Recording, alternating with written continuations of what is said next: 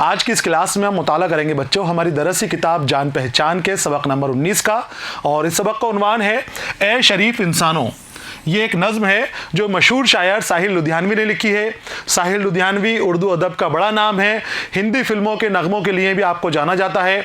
आपके नगमे बहुत मशहूर हैं, बहुत मारूफ और अच्छे किस्म के नगमे आपने लिखे हैं। सबक को मैंने 3 हिस्सों में तकसीम किया है। पहले हिस्से में हमने साहिल लुधियानवी की ज़िंदगानी के हवाले से बात की, साहिल लुधियानवी की तर्ज तहरीर और कलाम की खुसूसियात के हवाले से अहम मालूमात हासिल की है। दूसरा हिस्सा लेकर मैं आपके सामने हाजिर हूँ। यहाँ हम साहिल लुधियानवी की नज़्म ए शरीफ इंसानों का मुताला करेंगे और इसके बाद जो तीसरा हिस्सा होगा वहाँ हम इस सबक में नज़्म से मुतालिक दिए गए सवालों के जवाबात हासिल करेंगे। तो हम शुरू करते हैं नज़्म का दूसरा हिस्सा, जंग टलती रहे तो बेहतर है। इस सबक में बच्चों साहिल लुधियानवी शरीफ इंसानों से मुखातिब हैं। शरीफ इंसानों से मुखातिब होकर कहते हैं कि ए शरीफ इंसानों, सिर्फ तुम ही अब इस दुनिया की उम्मीद बाकी हो। तुम ही वो शख्स हो, तुम ही वो लोग हो जो जंग को रोक सकते हो, जंग को टाल सकते हो। तुम्हारे अंदर ही वो उम्मीद बाकी है जो अमन और सुकून बनाए रख सकते हो। दुनिया के अंदर शांति फैलाने का काम सिर्फ तुम ही लोग कर सकते हो, क्योंकि जंग किसी मसले का हल नहीं है। जंग खुद मसले पेश करती है। जंग सिर्फ बर्बादियां लेकर आती है, तबाही लेकर आती है। जंग से खुशियां और अच्छे दिन नहीं आते। जंग हर तरफ गम, दुख, आग और खून देती है। इसके अलावा जंग कुछ नहीं देती। चाहे कोई जंग जीते या कोई जंग हारे, दोनों तरफ जंग जीतने वाला भी परेशान रहता है, उसके यहाँ भी लाशों के ढेर रहते हैं, और जंग हारने वाला भी परेशान रहता है, उसके यहाँ भी लाशों के ढेर रहते हैं। जीतने वाला जीत कर भी हार जाता है और हारने वाला हारता है, अपनी मौतों के ऊपर गम बनाता है, अपनी मैयतों के ऊपर सोग बनाता है। इस नज़्म के अंदर साहिल लुधियानवी ने इसी मुद्दे को उठाया है, इसी मसले को सामने लाए हैं कि दुनिया के अंदर अगर जंग नहीं हो तो उसी में सभी की भलाई है। यही बेहतर है कि जंग ना हो। जंगें होती हैं तो इंसान का खून बहता है, चाहे अपना बहे या दूसरे का बहे, किसी और का बहे, इंसान का खून इंसान का है। वो अगर बहता है तो फिर ज़िंदगी रोती है, ज़िंदगी मातम मनाती हुई नज़र आती है। सबक का हम मुताला करेंगे और तशरीह करेंगे इस सबक की। उसके बाद आपको इस सबक की जो तशरीह है वो अपनी नोटबुक के अंदर लिख लेनी है। मैं बुलंदख्वानी करूँगा और उसके बाद अगले हिस्से के अंदर इसकी तशरीह करेंगे। मुश्किल अल्फाज जो हैं इसे भी आपको अपनी नोटबुक के अंदर लिख लेना है। देखो बच्चों, साहिल लुधियानवी कहते हैं और शरीफ इंसानों से मुखातिब हैं, क्योंकि शरीफ इंसानों में ही उनको उम्मीद नज़र आ रही है। जो शुरफा हैं ज़माने के, वही दुनिया को जंग से बचा सकते हैं, वरना ज़्यादातर लोग जंग चाहते हैं, लड़ाइयाँ चाहते हैं। शरीफ इंसान अमन चाहते हैं, सुकून चाहते हैं। तो सारे शरीफ इंसानों से मुखातिब होकर कहते हैं कि खून अपना हो या पराया हो, नस्ल आदम का खून है आखिर। जंग मशरिक में हो कि मगरिब में, अमन आलम का खून है आखिर। कितनी खूबसूरत बात कही है। बहुत अच्छे शेर से नज़्म की शुरुआत की है कि खून अपना हो या पराया हो, नस्ल आदम का खून है आखिर। जंग मशरिक में हो कि मगरिब में, अमन आलम का खून है आखिर। ये कहते हैं कि जंग होती है और जंग के अंदर खून बहता है। दुश्मन का खून भी अगर बह रहा है बच्चों, तो दुश्मन भी एक इंसान होता है। वो आदम की नस्ल से अंदर है, वो इंसानी ज़ात से है, इंसानी नस्ल से है। और इंसान का खून बहाना बहुत बड़ा गुनाह है। गुनाह अजीम कहा जाता है किसी इंसान का खून बहाना। और जंग के अंदर इंसानों का खून बहता है। जो लड़ रहे हैं उनका खून तो बहता ही है, जो मासूम है, जो लड़ाई में शामिल नहीं है, वो भी बेचारे बेमौत जंग की वजह से मारे जाते हैं। नस्ल मतलब आदमी की नस्ल, तमाम इंसान। यहां इंसानों की बात की जा रही है। नस्ल आदम यानी आदम की औलाद जो हम सब हैं, इंसान हैं।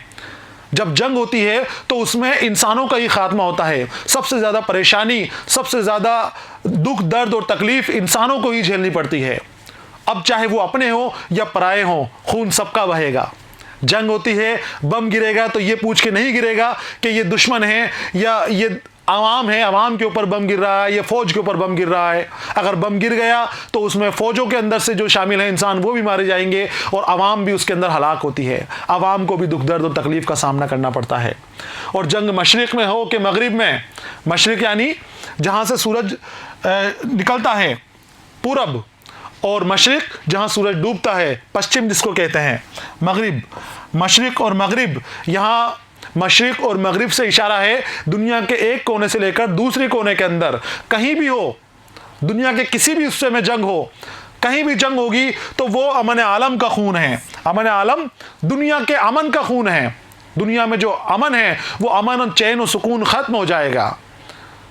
वो जो सादगी बनी हुई है, जो खामोशी बनी हुई है, जो सुकून दुनिया में बना हुआ है, कहीं भी बम गिरते हैं, कहीं भी तबाही मचती है तो पूरी दुनिया के ऊपर उसका असर पड़ता है। पूरी दुनिया का अमन ख़त्म हो जाता है, पूरी दुनिया में बर्बादियाँ फैल जाती हैं।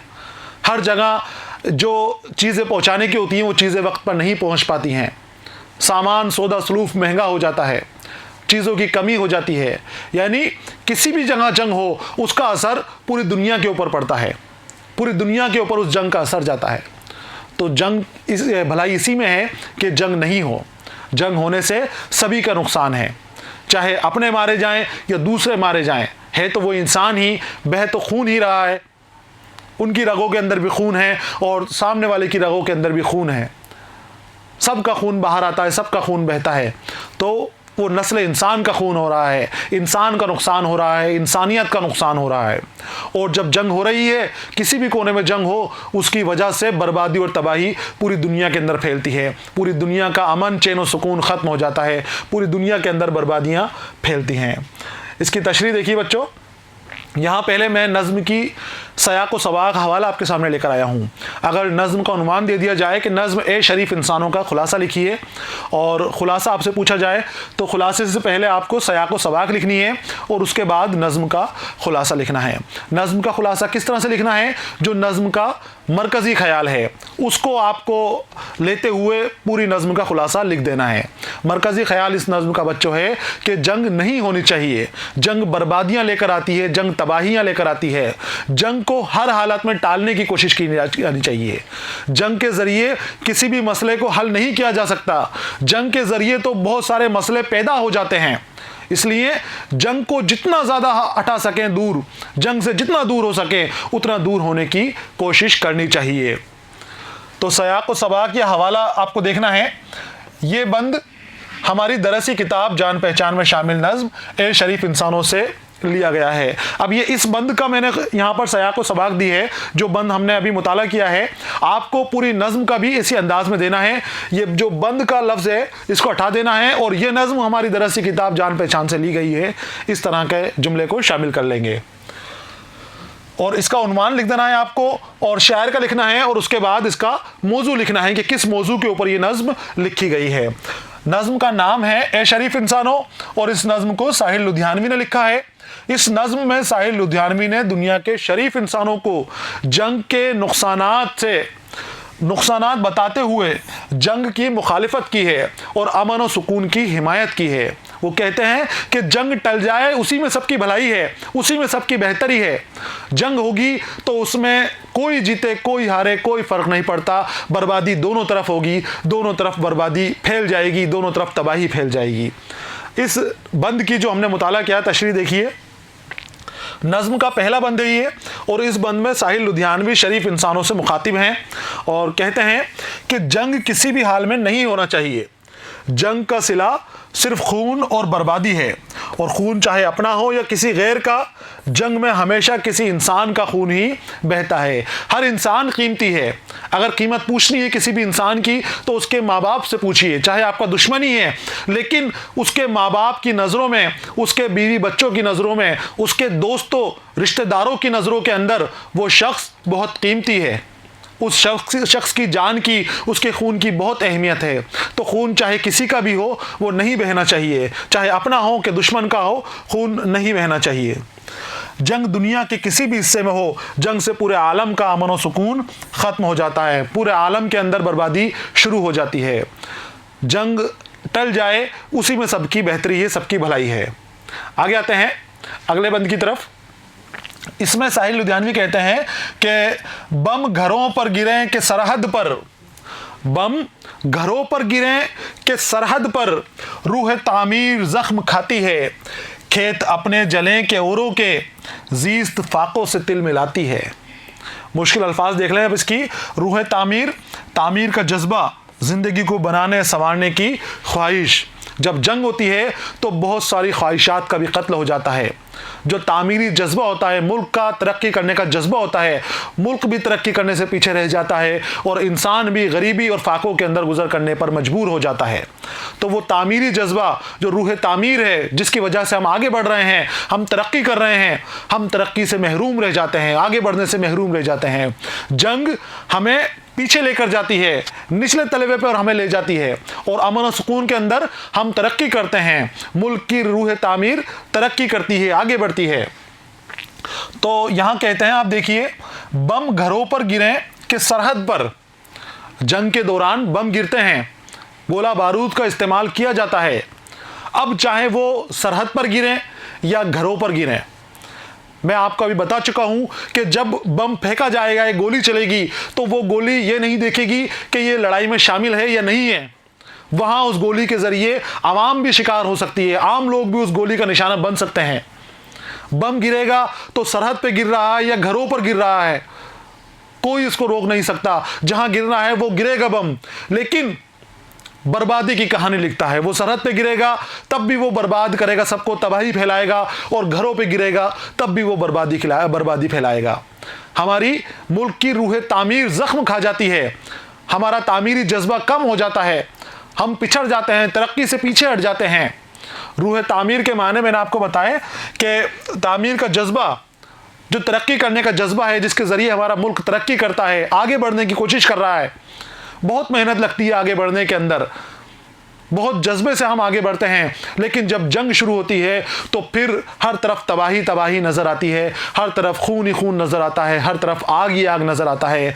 रूह तामीर ज़ख्म खाती है, रूह तामीर भी घायल हो जाती है, ज़ख्मी हो जाती है, और वो भी तिल मिलाती है कि किस तरह से अब तरक्की के रास्ते पर गामज़न हो, किस तरह से आगे बढ़ें, क्योंकि माहौल वो नहीं रहता कि मुल्क तरक्की कर पाए, इंसान तरक्की कर पाए।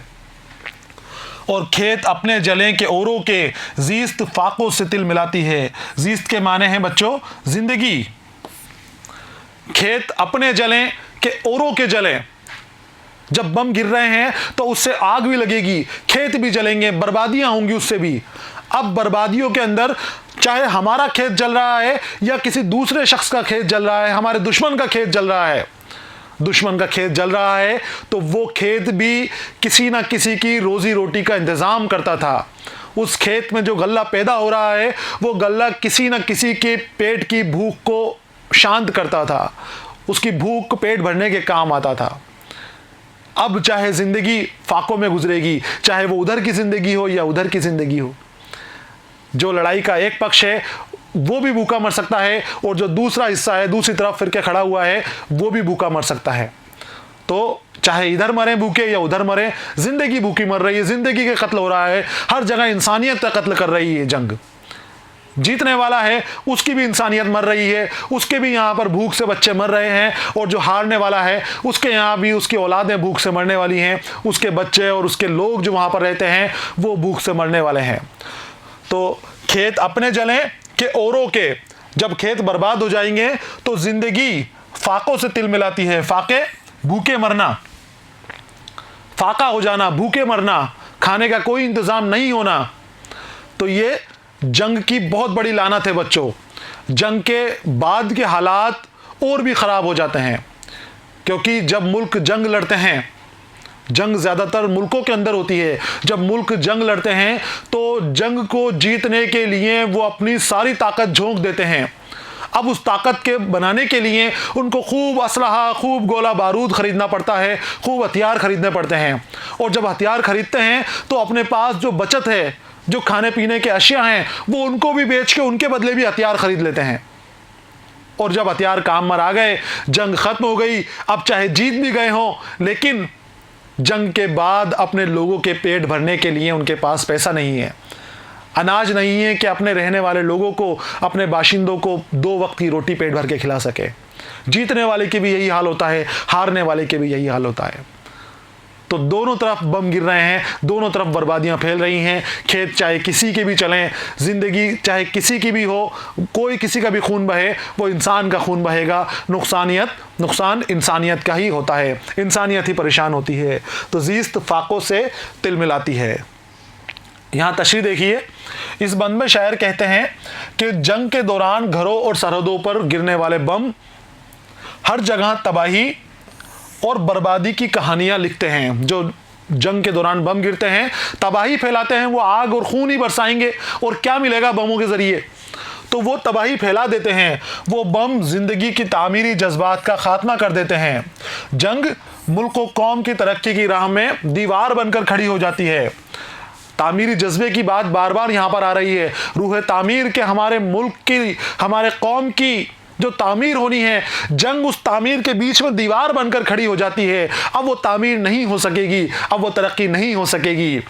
जंग हमें पीछे धकेल देती है, कई सालों हमें पीछे धकेलती है। एक जंग के दौरान होने वाली गोलीबारी और बमों के हमले से खेत खलिहान जल जाते हैं। जलने वाले खेत चाहे अपने हों या दुश्मन के खेत हों, वो जब जल जाते हैं तो इंसानी ज़िंदगी ही फाकों में गुजरती है। कोई भी भूखा मरे, वो इंसान ही होगा जो भूखा मरेगा। इधर भी इंसान भूखे मरेंगे, फाके करेंगे, तिल मिलाएंगे, बच्चे परेशान होंगे, और उधर दूसरी तरफ भी जहाँ जंग से लोग मारे जाएंगे और उसके बाद वो भूख से मरेंगे, तो वो मंजर और भी ख़तरनाक होगा, और भी खौफनाक होगा। कोशिश यही करनी चाहिए कि ऐसे हालात ना बने कि मुल्कों के बीच में जंग हो। इसीलिए वो शरीफ इंसानों से मुखातिब हैं, जो ज़िम्मेदार लोग हैं मुल्क के, जो शरीफ हैं, जो अच्छाई जा सोचते हैं, भलाई चाहते हैं, बुराई से बचते हैं, उन लोगों की ये जिम्मेदारी बता दी गई है। साहिल लुधियानी ने कह दिया है कि शरीफ इंसानों, कोशिश करो कि जंग रुक जाए। जंग मसलों का हल नहीं है, बार बार ये बात आ रही है। जंग मसले बढ़ाती है। आगे आते हैं अगले बंद की तरफ। टैंक आगे बढ़ें कि पीछे हटें, कोख धरती की बांझ होती है। टैंक आगे बढ़ें कि पीछे हटें, कोख धरती की बांझ होती है। फतेह का जश्न हो के हार का सोग, जिंदगी मैयतों पे रोती है। फतह का जश्न हो कि हार का सोग, जिंदगी मैयतों पे रोती है। अगर जंग के अंदर टैंक आगे बढ़ रहे हैं, तब भी वो ज़मीन को कुचलते हुए चल रहे हैं, ज़मीन को बंजर बनाते हुए चल रहे हैं, बर्बादी अपने अंदर लिखते हुए चले जा रहे हैं, और पीछे हट रहे हैं, वापस हार कर पीछे जा रहे हैं, तब भी वो बर्बादी की कहानी लिख रहे हैं, तब भी वो तबाही फैलाते हुए जा रहे हैं। तो टैंक का माने ये है कि तबाही और बर्बादी वो फैलाएंगे। वो अपने अंदर से आग निकाल रहे हैं, वो अपने अंदर से बारूद निकाल रहे हैं, उनके ज़रिए खून बरस रहा है, उनके ज़रिए आग बरस रही है। तो वो तबाही हर जगह फैला रहे हैं। कोख धरती की बांझ होती है, यानी धरती खराब होती है, ज़मीन खराब होती है। धरती हमारी ज़मीन है जो हमें पैदावार देती है, जो हमें पालती है, वो भी रोती है, वो भी परेशान हो जाती है, उसकी कोख भी बंजर हो जाती है, वो भी बंजर ज़मीन बन जाती है। और फतह का जश्न हो कि हार का सोग, फतह यानी जीत, और जश्न खुशी की तकरीब, चहल पहल, खुशी मनाई जाए। तो फतेह का जश्न मनाया जाए या हार का सोग मनाया जाए। सोग यानी दुख, मातम।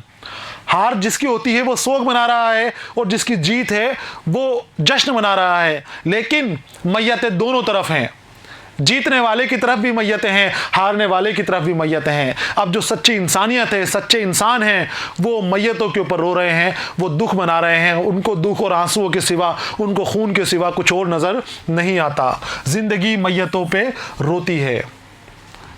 हार का सोग मना रहे हैं, तब भी मैयतें सामने हैं, तब भी उनके लोग मरे हुए हैं, खून बह रहा है लोगों का। जो जश्न मना रहे हैं, उनके बीच में भी लोग मरे हुए हैं, उनके भी जो अच्छे लोग हैं, उनके भी जो शरीफ इंसान हैं, वो मैयतों के ऊपर सोग मना रहे हैं। ज़िंदगी मैयतों के ऊपर रोती है, यानी नुकसान दोनों तरफ है। जंग किसी एक के लिए फ़ायदा लेके नहीं आती। जीतने वाला भी नुकसान के अंदर है और हारने वाला भी नुकसान उठाता है। तो कोशिश ये करें कि जंग को टालने की कोशिश की जाए।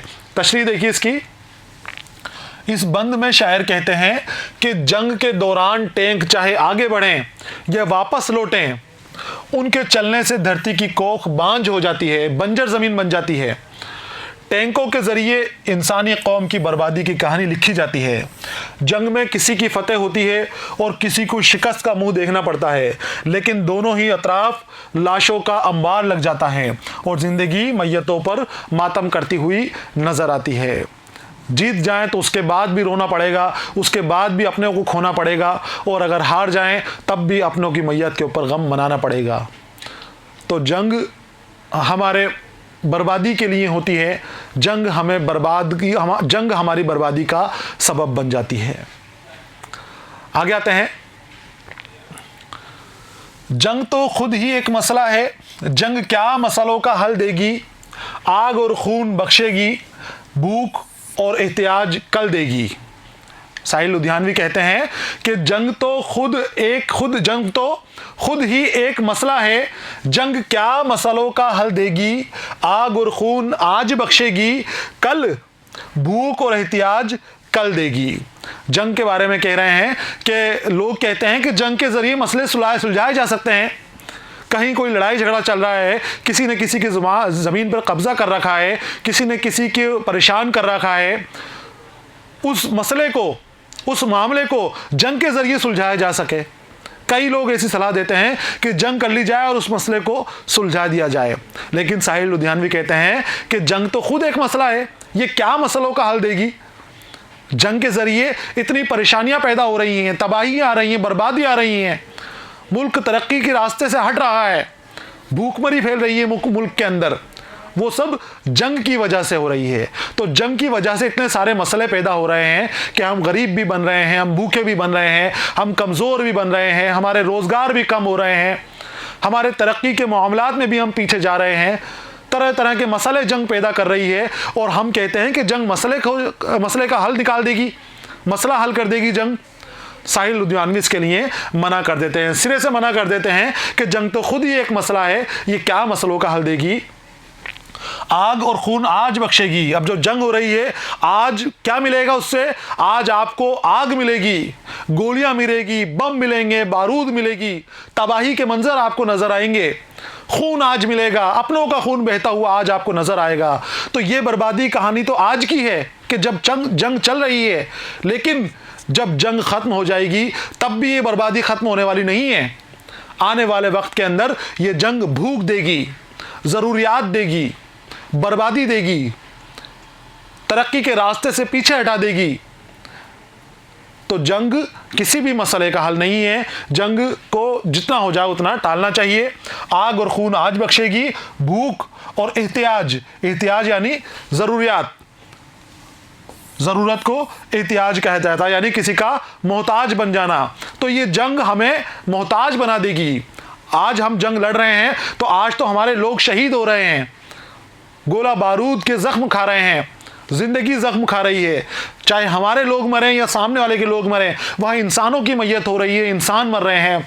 तो आज तो उसे खून मिल रहा है, हमें आग मिल रही है, और कल हमें फाके करने पड़ेंगे, हमें भूखा मरना पड़ेगा, हमें मोहताज बन जाना पड़ेगा। तरह तरह की परेशानियां हमारे सामने पैदा होंगी, तरह तरह के मसाइल हमारे सामने पैदा होंगे।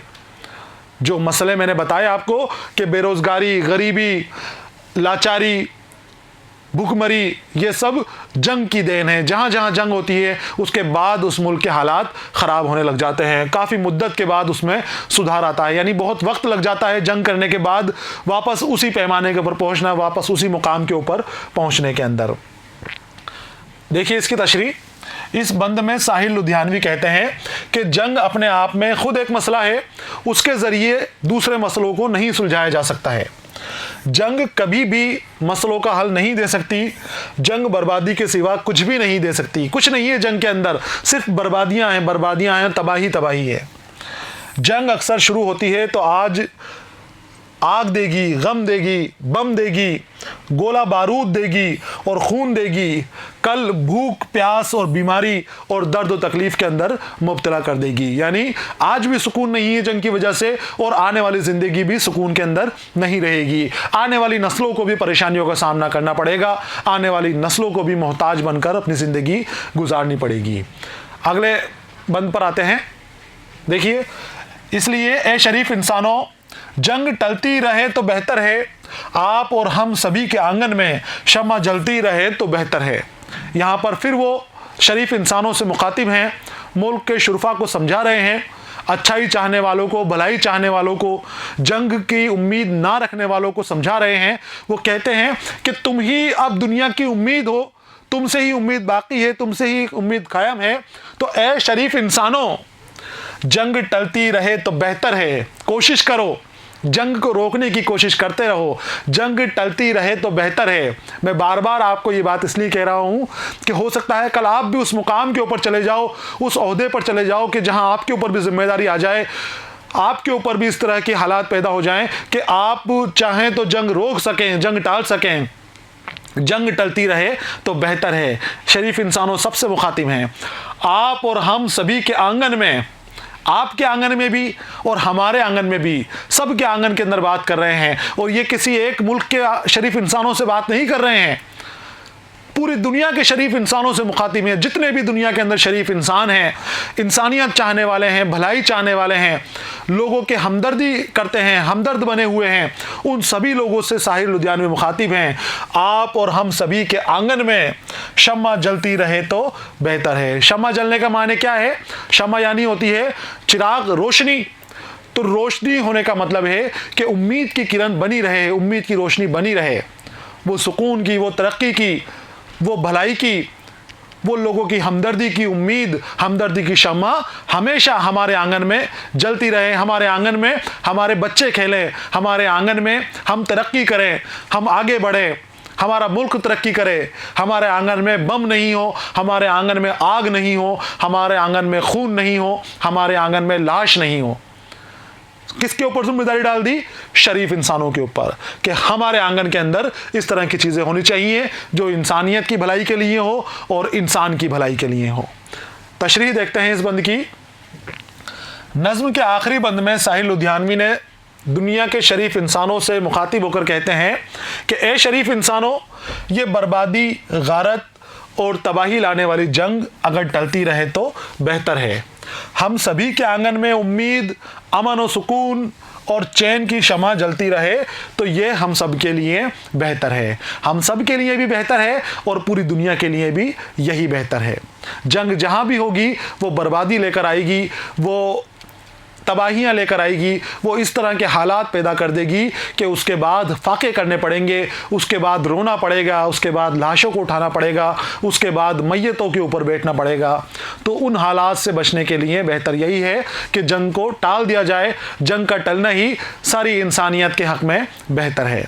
यहाँ पर बच्चों सबक का दूसरा हिस्सा नज़्म ए शरीफ इंसानों मुकम्मल हो गई है। हमने इसकी बुलंदख्वानी भी की और अशार की तशरीह भी की है। आपको तशरीह को अपनी नोटबुक में लिख लेना है और अपने उस्ताद को भी इसको दिखाना है।